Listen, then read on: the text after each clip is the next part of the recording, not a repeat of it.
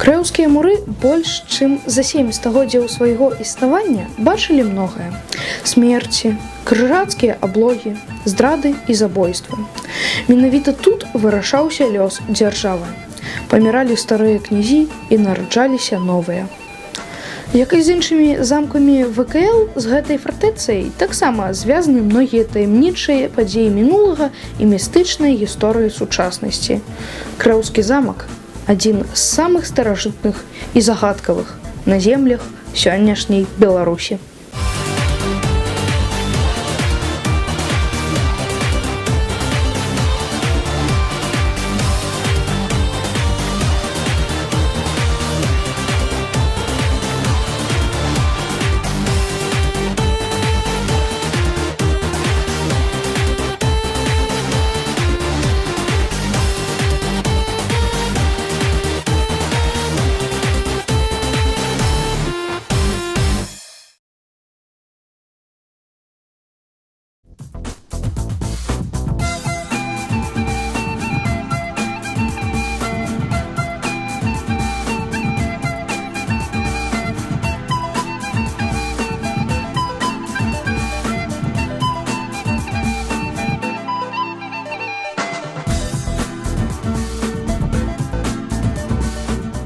Крэўскі замак – адзін з найстарэйшых на Беларусі. Яго муры памятаюць Кейстута, Вітаўта, Ягайла. Замкі зазвычай стаялі на высокіх пагорках, умацаваных сцяной і ровам. Аднак крэўская фартэцыя не на ўзвышшах, а ў нізіне, паміж імі, дзе зліваюцца воды двух рэчак. Адныя даследчыкі мяркуюць, што князь Гедымін, які пачынаў будаваць замак, прыняў такое рашэнне, бо рэкі давалі магчымасць мець у двары сажалку, адкуль можна было браць ваду падчас абароны фартэцыі. Другія схіляюцца да думкі, што і самыя рэчкі Крыўлянка і Шляхцянка служылі ў якасці натуральнай перашкоды на шляху ворага. У розныя часы Крэўскі замак знаходзіўся ва ўладанні розных князёў. Першыя камяні ў яго падмурак заклаў Гедымін, а ў 1338 годзе перадаў Крэва свайму сыну Альгерду. Выходзіць, менавіта ён дабудоўваў і сам замак. Пазней, калі Альгерд стаў вялікім князем літоўскім, фартэцыя перайшла ў рукі яго сына, Ягайлы. Далейшы лёс замка дакладна невядомы. Але ўжо ў пачатку 16 стагоддзя яго моцна папсавалі крымскія татары, і з цягам часу замак страціў свае абарончыя якасці. Крэўскі замак быў пабудаваны вялікімі князямі літоўскімі для абароны.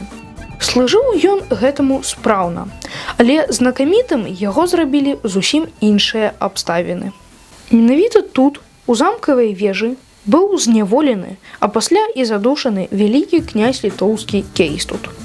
Было гэта ў часы міжусобных войнаў за ўладу, калі Ягайла, пляменнік Кейстута, зрабіў гэта злачынства пакрыўджаным на тое, што дзядзька захапіў Вільню і стаў гаспадаром ВКЛ, адхіліўшы Ягайлу ад улады.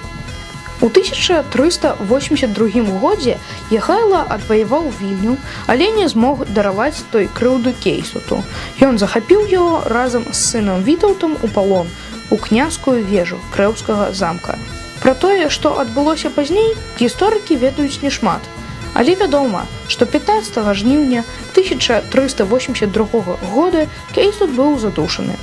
А Вітаўту ўдалося выратавацца з палона толькі дзякуючы розуму і хітрасці сваёй жонкі, Ганны Смаленскай. Справа ў тым, што наведваць Вітаўта ў вязніцы магла толькі яго жонка разам са служанкай Аленай. Ганна і ўгаварыла мужа пераапрануцца ў сукенку служанкі і ў такім выглядзе прайсці праз замкавую варту. Гісторыя захоўвае шмат таямніц, і сцены Крэўскага замка, які быў сведкам многіх важных дзяржаўных падзей, маглі б раскрыць многія з іх. У тым ліку і пра заключэнне знакамітай Крэўскай уніі 14 жніўня 1385 года. Гэта дынастычнае пагадненне аб шлюбе паміж вялікім князем Ягайлам і польскай каралевай Ядзвігай. Дзякуючы гэтаму саюзу, князь стаў каралём Польшчы, прыняў каталіцтва, хрысціянскае імя Уладзіслаў і перабраўся ў Кракаў. З Вітаўтам ён рашыў пайсці на кампраміс, пакінуўшы таму вялікае княства. Такім чынам Вітаўт становіцца вялікім князем, а Ягайла польскім каралём. Крэўская унія дзейнічала 184 гады да прыняцця Люблінскай уніі. Час і шматлікія войны, якія праходзілі па гэтых мясцінах, паступова пераўтварылі выгляд замка. Дзякуючы малюнку Напалеона Орды, мы маем магчымасць пабачыць, як выглядаў замак у сярэдзіне 19 стагоддзя. Амаль такі ж выгляд ён меў яшчэ і на пачатку Першай сусветнай вайны. Унікальнасць крэўскага замка як фартыфікацыйнага аб'екта яшчэ і ў тым, што апошні раз у рэальных баявых дзеяннях ён удзельнічаў параўнальна нядаўна, у 20 стагоддзі. Так, на той час гэта былі руіны, але яшчэ цалкам прыстойныя і, як высветлілася, нават у баяздольным стане. Высокія каменныя сцены, магутная галоўная вежа ў некалькі ўзроўняў. Але расійская артылерыя, выбіваючы немцаў з замкавых умацаванняў, разбурыла замак практычна да падмурку. У такім сумным выглядзе ён і дажыў да нашых дзён. Сёння старажытная гісторыя Крэва ляжыць у руінах. На жаль, у наш час мы можам назіраць толькі за спробамі ўратаваць тое, што засталося. З пераменным поспехам вядзецца кансервацыя сярэднявечнага замка. Замка, дзе жылі і паміралі вялікія князі літоўскія. Замка, дзе была падпісана дынастычная унія паміж ВКЛ і каронай польскай, змяніўшая лёсы сярэднявечнай Еўропы.